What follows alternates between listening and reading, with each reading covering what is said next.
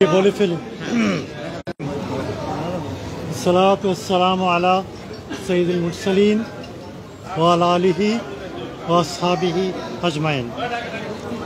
আমার বিজ্ঞ আইনজীবী বন্ধুগণ, রাজনৈতিক নেতৃবৃন্দ এবং সাংবাদিক বন্ধুগণ, আসসালামু আলাইকুম ওয়া রাহমাতুল্লাহি ওয়া বারাকাতুহু। আমি দীর্ঘ 11 বছর পরে বাংলাদেশে আসলাম। বাংলাদেশ আমার জন্মভূমি। আমি এই দেশকে ভালোবাসি। এই শহর আমার নিজের শহর। এখানকার আইন অঙ্গনেই আমার দীর্ঘদিনের বিচরণ ছিল।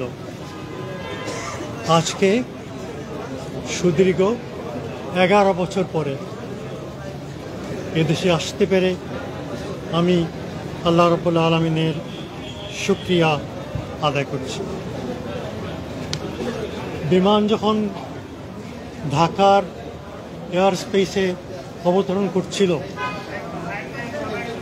তখন আমি স্মরণ করছিলাম সেই সমস্ত তরুণ যুবকদের কথা,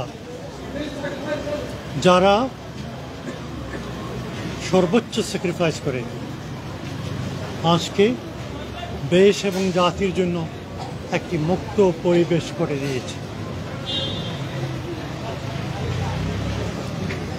জার্মানি থেকে ফ্যাসিবাদকে উচ্ছেদ করার জন্য একটা মহাযুদ্ধের প্রয়োজন হয়েছে।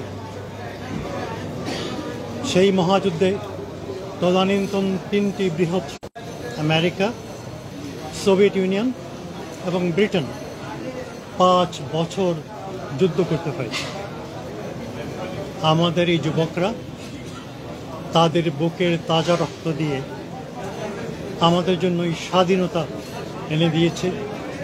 আজকের এই দিনে আমরা তাদেরকে শ্রদ্ধা ভরে স্বীকার করছি।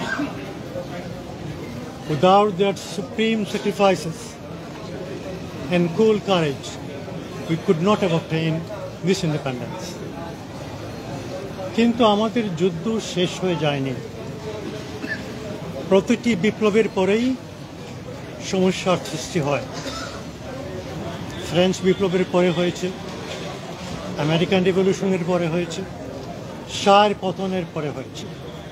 সুতরাং এখন আমাদের যেটা প্রয়োজন সেটা হচ্ছে জাতীয় ঐক্য।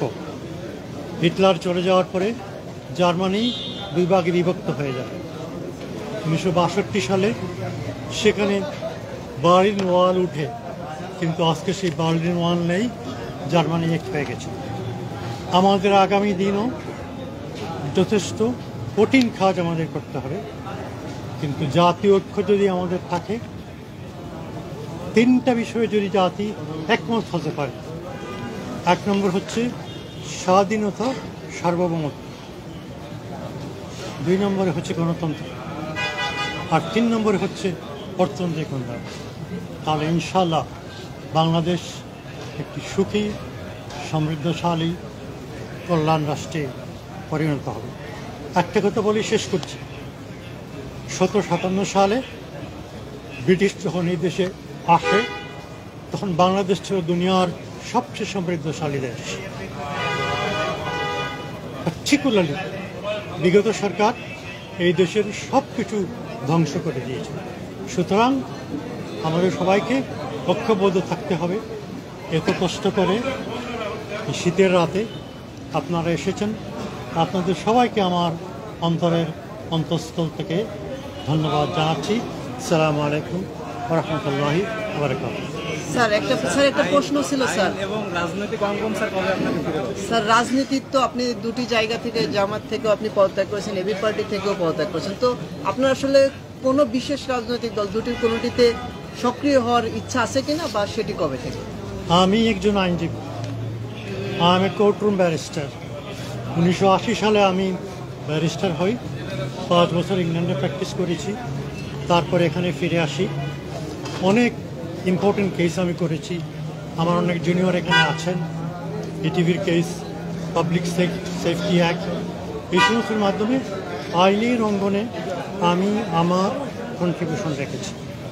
আমি আইনের অঙ্গনে আমার কন্ট্রিবিউশন রাখার চেষ্টা করব। আইনের শাসন একটি অতি বড় জিনিস। বাংলাদেশে যদি আমরা আইনের শাসন প্রতিষ্ঠিত করতে পারি তাহলে আমাদের রাজনীতি সফল হবে, অর্থনৈতিক উন্নতি হবে। সুতরাং আইন অঙ্গনেই আমার বিচরণ, আইন অঙ্গনেই আমি থাকব। আইনের মাধ্যমে আমি দেশ এবং জাতির খেদমত যতটা আল্লাহ তাআলা আমাকে তৌফিক দেন সেটা করার চেষ্টা করব। তাহলে কি রাজনীতিতে আপনাকে সক্রিয় দেখতে পাবো না, এটা কি বলতে পারি? আমি প্রশ্নের জবাব দিয়ে দিয়েছি, আবারও যদি আমাকে প্রশ্ন করেন ওটাই রিপিট করতে হবে। তো রিপিট করে repetition would not make my point any clear. আমি কথা বলে দিয়েছি, আইনের অঙ্গনে থেকে এদেশের মানুষের, দেশ এবং জাতির খেদমতে আমি করতে চাই। আপনাদের মনে আছে 2001 সালে পৃথিবী বন্ধ হয়েছিল হাসিনার ফার্স্ট গভর্নমেন্টের সময়। এত বড় জালিয়াতি এদের ইতিহাসে কোনোদিন হয়নি, এবং সুপ্রিম কোর্টের অর্ডার ছাড়া পৃথিবী বন্ধ হওয়ার কোনো উপায় ছিল না। সুতরাং একসময় আসে যে রাজনীতি এবং আইন একসাথে মিলে যায়। সুতরাং আইনের অঙ্গনে আমি আছি, আমি আইনের ছাত্র, আইনের অঙ্গনেই আমি কাজ করতে চাই। Thank you. Thank you. আপনাদের সবাইকে আবার অশেষ ধন্যবাদ। অনেক খুশি।